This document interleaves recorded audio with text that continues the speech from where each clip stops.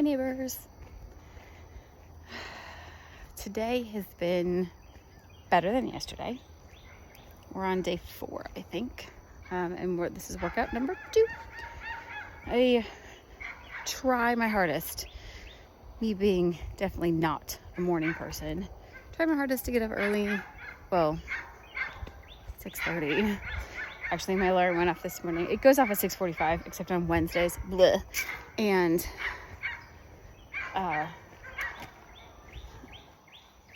lately I've been getting up before my alarm, which is good. Bonus.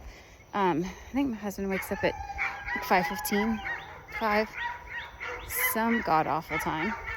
And so sometimes that wakes me up. Most of the time it does not, thankfully.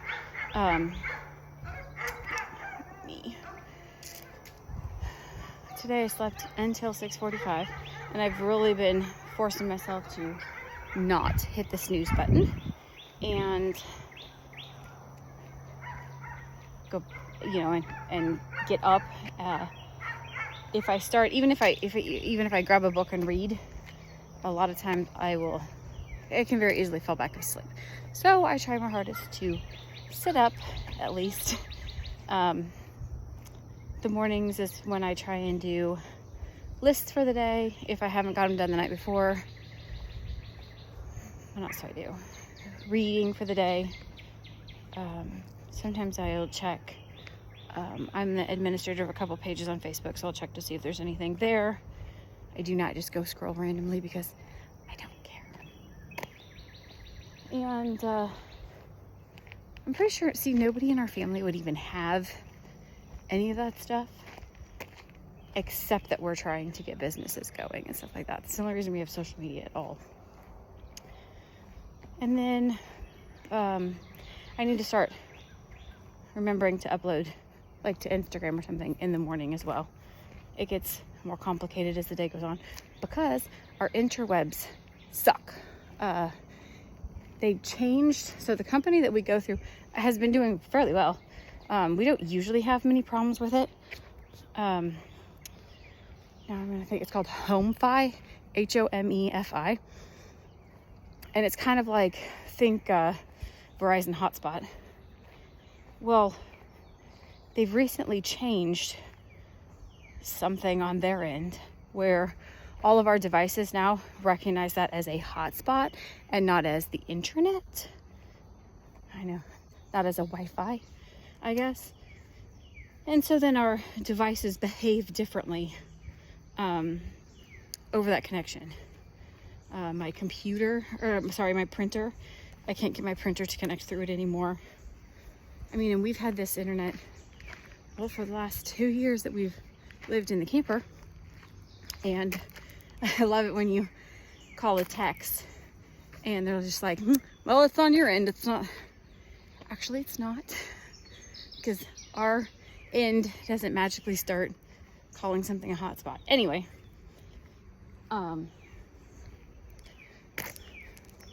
nothing much else. Doing a lot of reflecting today on, just friends my age or a little bit younger passing away, and definitely need to get up on that life insurance thing because I just can't even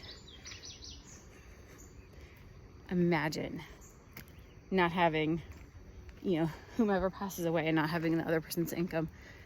Actually, let me rephrase that. I can imagine that. That's gonna suck really bad. Spider. So we need to get that done.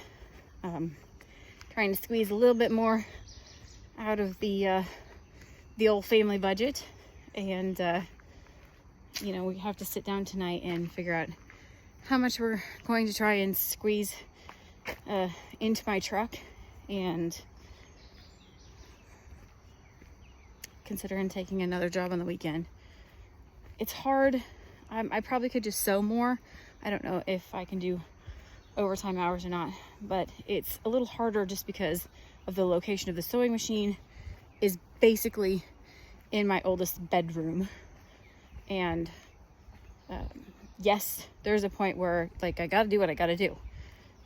There's also a point that I don't really want to be an asshole. Well, I mean, not in this instance. Most of the time I just don't mind. So, yeah. And then today I started, I don't know, yesterday, the day before, it's getting really, really hot in there. So, my husband went and did the math today, and I think we need 6 rolls of insulation. So that's like $650. Gotta do what we gotta do. It's gonna have to get done because none of us can function in there like all day long. The morning it's nice, you know, overnight it's nice, but trying to be in there working all day when you're just sweating, it literally is a sweatshop. It's uncomfortable, and can we deal with it? Of course, but it's not a fun work environment. What a pretty place. So we're gonna figure out how to come up with an extra $700. All of my chicken, puppy dogs, greenhouse. I'm gonna miss my greenhouse. I really am. I love that thing.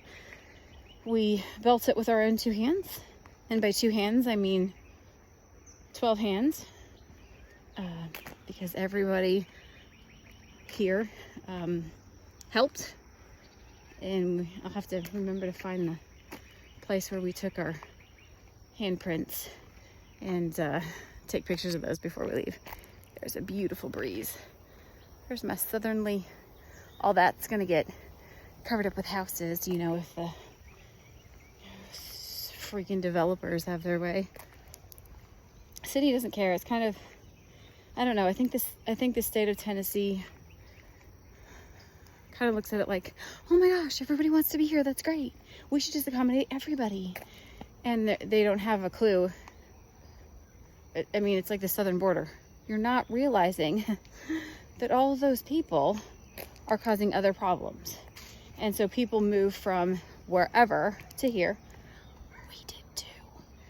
And then they're wondering why they don't have the same road structure as we do, you know, that they did back home.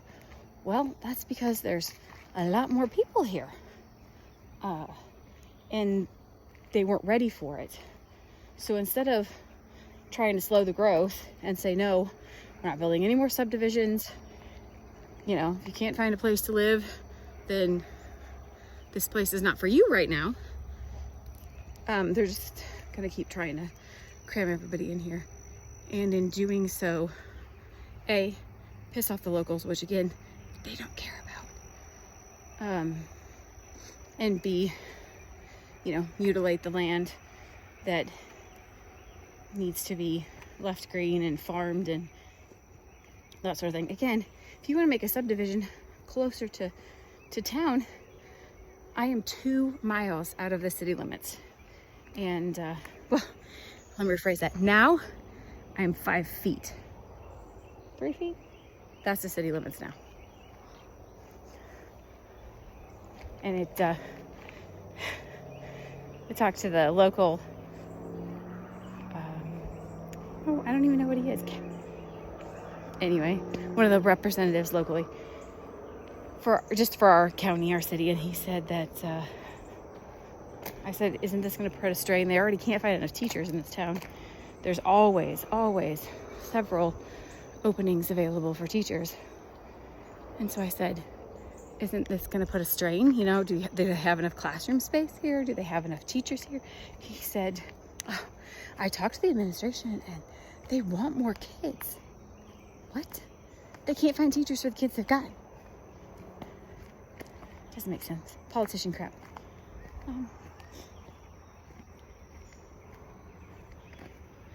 And then my 3rd child today spent time on the laser. He's pretty good at it. And we've come up with some really cool stuff that hopefully we'll take up with us. I don't know if I'm going up Wednesday or not. I've got a lot of stuff to sew, so I might bump it back a day or so. And it also depends on when my truck is going to be fixed. And he was in there lasering today. We've got some really cool, fun things that I'll let you know when we get them on their website. We'll do some more of that. He was going to town.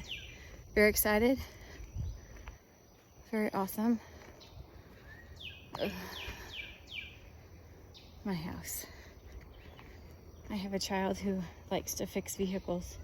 Unfortunately, he doesn't have the finish one before you start the next gene that I didn't have it at his age either, give him that, but been developing over the years. And do I have it in every project? No, because there's a lot of times where I'll get into something and I don't know, it creatively it feels very forced if you finish it, or I don't have enough supplies and so I have to put it off to the side for a minute. I'm always running 5 or 6 or 7 or 8 or 9, 10 things. We're trying to fix that. And then, let's see, tomorrow the blackberries are, I can take you over there and show you them. We have blackberries that line the property all the way around, and we try and keep them back as far as possible. This year, we've cared a little bit less about the mowing of the perimeter and a little bit more about keeping the yard together. I think mowing is unnecessary. I don't like to do it. Anyway, so see if we can see my disgusting pokeweed. So this, my friends, ironweed. Ironweed. It hasn't flowered yet. I don't like it. Ragweed. Gross. More ironweed. Pokeweed, this big tall one, which I also find worthless. Raspberries. And then you can tell they've got whiteflies. I had whiteflies on all my roses. And then back in here, so all of this needs to get pushed back. And then I don't know if you can see them clear up there. There's my blackberries. Our blackberries kind of run, yeah, there's more in there. Our blackberries run in oh, this is what I do.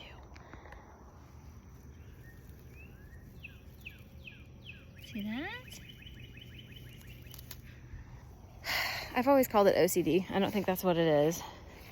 I think Nicole says that she has ADHD tendencies. Rain Man was autistic. It's probably a little bit more of those types of things, but I see patterns. So if we go into a store and the tile on the floor is black and white checkered and there's a check out of pattern, it hurts my brains. My brains are like, but it's wrong. And so I can see patterns, and 4-leaf clovers break the pattern because all of the other ones are 3-leaf. And so then I look down. Again, I was just walking. I wasn't even standing there looking for them. I look down and I go, that one's wrong. So it looks wrong in my brain. So that's also why sometimes when I sew, it takes me longer than it should. I'm working on this. It takes me longer than I should because I need to get it right. Symmetrical. And if it's not symmetrical in my brain, I'm like, but that looks wrong. And a lot of times it doesn't really matter if it's an off, an 1/8 of an inch there, 1/8 of an inch here. But to my brain, it's really off. And my brain screams it's off. This is also why when my house is disorganized, it's like, it really bothers my brain. It's a screaming in my brain like, but this is wrong, and this is wrong, and this is wrong. So I'm trying to learn to write those things out, which I have done for years, and not just vomit all of them at once, because I have boys who are not good with that. I can walk through somewhere and pick out the 10 things that are wrong, and then my boys are staring at me like, but did you say something? Yes, I said fix those things. There's some one of the things you can do with your kids that we did, because again, I'm not picking on them, but boys are notorious for when you tell them that the ketchup is on the top left shelf of the refrigerator, and they can walk in and stare at the refrigerator for 5 minutes and be like, I don't see it, Mom. And I can walk over and reach in without even looking and say, see, top, right, side, refrigerator. It's right there. Right, told you. So when my kids were little, one of the things that I had them practice, take a little piece of paper, and when they're little, they'll just tell you they can't write it out. Have them sit down. If they're little, just sit there. If they're old enough to write, let them write. And you give them, the first time, give them 2-minute timer. And then at the end of 2 minutes, they need to write down everything that they have seen that's out of place. That will get their brain kind of working or used to noticing, hey, this is not where this belongs. This toy doesn't belong here. Somebody put their socks on the floor. Those don't go there. And if they can at least write down or tell you all of the things that are incorrect, it starts to get them to see, hey, this is not where this belongs. This is not where this goes. Also doing the directional thing about, we used to do it in school, and it was, the teacher had a picture of something and she would describe it and nobody could see it, but it was all words. And we would draw out what she was saying. Like, draw a square in the middle of your paper, put a triangle on top of it, stuff like that. And then when we were all done, it was great to compare, because then you could realize, hey, she said the same words to every student in here, and yet we've all come up with different answers, and that's okay. Too many kids want to only color the elephant gray because the teacher colored it gray, or I've only seen it a gray elephant. In fostering creativity in children, you color that elephant whatever color you want to. And then explain, elephants in real life are gray, but your elephant can be purple. Why? Because it's your elephant. It's what's coming out of your mind right now. If you want it to be purple, make it purple.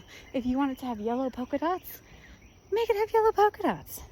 Foster that in children, because the creativity is being stifled in the education system today, and everybody wants their children, or the school wants all of the children, to take orders, don't ask questions, do everything the same, stifle their creativity, and that way when they get older, they don't really have a problem with the government doing it to them. So, have a great day. 4-leaf clover. Problem is, I go press them and then never do anything with them. Gotta figure out what to do with them. See ya.